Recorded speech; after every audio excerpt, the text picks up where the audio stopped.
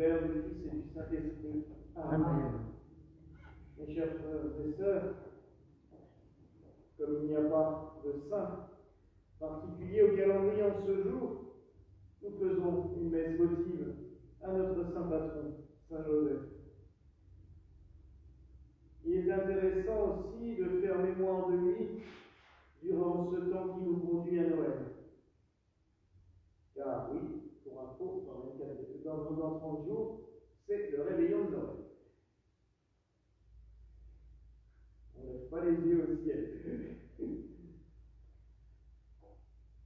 Une phrase m'interpelle aujourd'hui dans ces textes que nous connaissons un peu par cœur, puisque nous célébrons des messes votives régulièrement. C'est celle du psaume 91 qui nous sert d'introïde.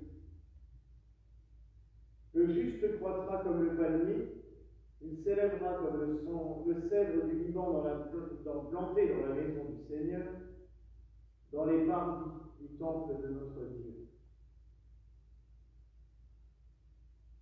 Cèdre planté dans les parvis du temple. Cela nous rappelle la fête que nous avons célébrée dimanche, la présentation de la Vierge Marie au temple. Nous savons, par la tradition et par les historiens et archéologues, que le temple de Jérusalem, le second temple du roi Hérode, était en plein travaux de construction, de reconstruction, au moment avant et au moment de la naissance de Jésus.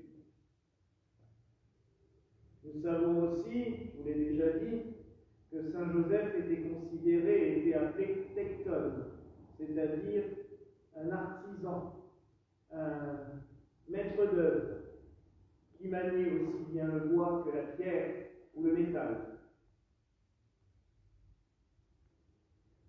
Les historiens s'accordent aussi à dire depuis fort longtemps qu'il était totalement impossible de vivre de ce métier à Nazareth, et que Joseph a sans aucun doute participé aux deux gros chantiers qui procuraient des emplois à l'époque, la construction de la ville de Séphoris à quelques kilomètres de Nazareth et la reconstruction du temple. Le fait que Joseph ait pu participer aux travaux du temple est intéressant, car il peut déjà nous éclairer sur comment Joseph et Marie se seraient rencontrés. Alors il y a une légende qui dit que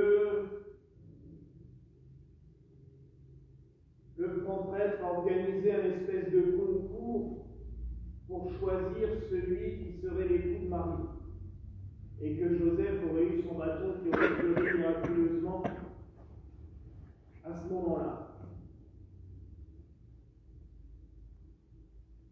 On n'a guère de traces nulle part de cette légende, mais nous pouvons peut-être prendre cela de manière plus prosaïque.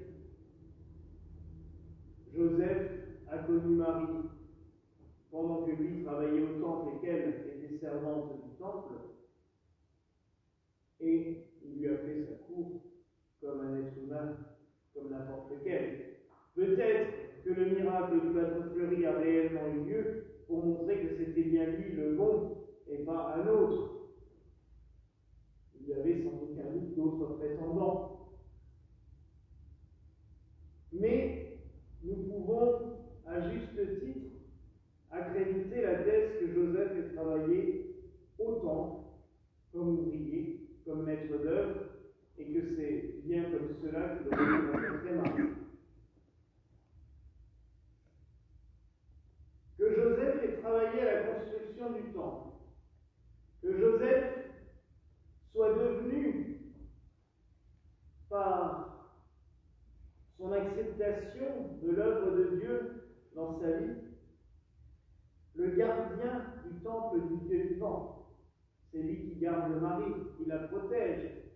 Gardien, pas dans la forme géolier qui l'empêche de sortir de sa maison. Gardien dans le sens propre. Je te garde, je te protège, je veille sur toi. Joseph a travaillé à l'œuvre du temple terrestre, et en même temps, il est devenu le gardien du temple de la Nouvelle Alliance, Marie, qui gardait Dieu en elle. Et c'est là que l'on voit ce que l'on a souvent vu dans Saint Joseph, c'est qu'il est la transition entre l'Ancien et le Nouveau Testament. Certains ont même dit que Saint Joseph était le dernier grand patriarche d'Israël, avant le Nouveau Testament. Il fait le lien entre l'Ancien Testament et le Nouveau. Il fait le lien entre l'Ancien Temple et le Nouveau. Il fait le lien entre l'Ancienne Alliance et la Nouvelle Alliance.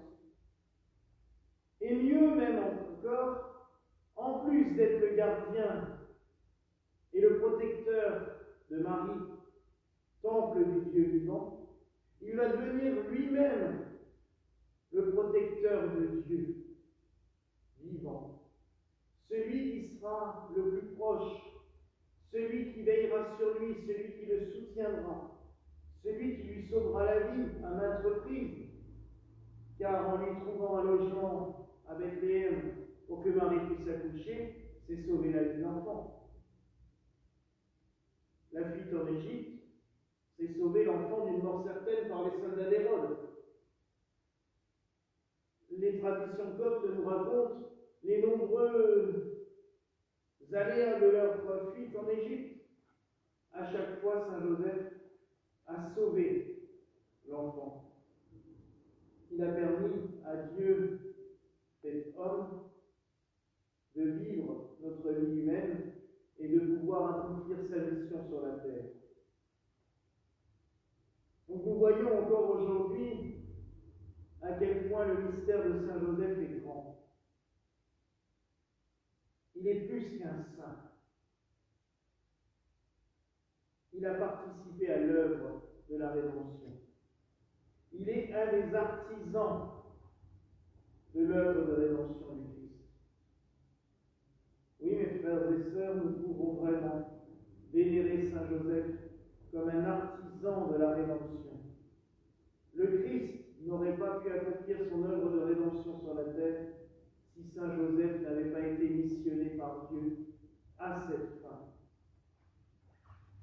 Et nous voyons donc l'ouvrier de l'ancien temple protéger le nouveau temple et devenir lui-même le gardien de la présence réelle de Dieu sur la terre.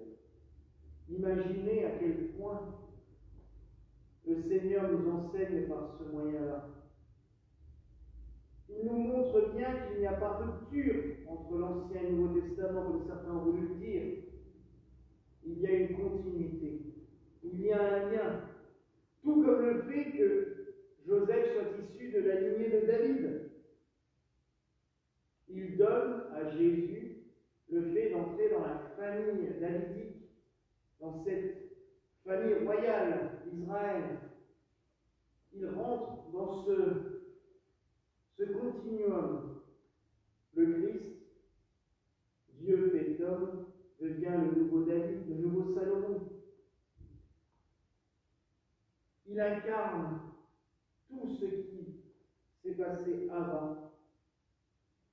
Il l'incarne et il nous le transmet d'une manière renouvelée pour que chacun de nous puissions vivre dans cet élan, dans cet esprit. Alors mes frères et sœurs, remercions Saint Joseph d'avoir si bien travaillé à l'œuvre de rédemption. Prions-le pour qu'il nous protège toujours, qu'il intercède pour nous auprès de Dieu. Et surtout, mes frères et sœurs, méditons sur son rôle dans l'avenir, car j'en suis convaincu, et je vous le dis souvent, lui, comme Marie, et aussi Jean l'Évangéliste, puisque à Knock et à d'autres endroits, nous avons eu la révélation que tous ces trois sont privilégiés pour la suite des événements. Prions pour que nous ayons conscience du rôle de Saint Joseph dans l'avenir du monde et dans l'avènement du royaume de grâce que nous nous souhaitons ce soir, au nom du Père, du Fils et du Saint-Esprit. Amen.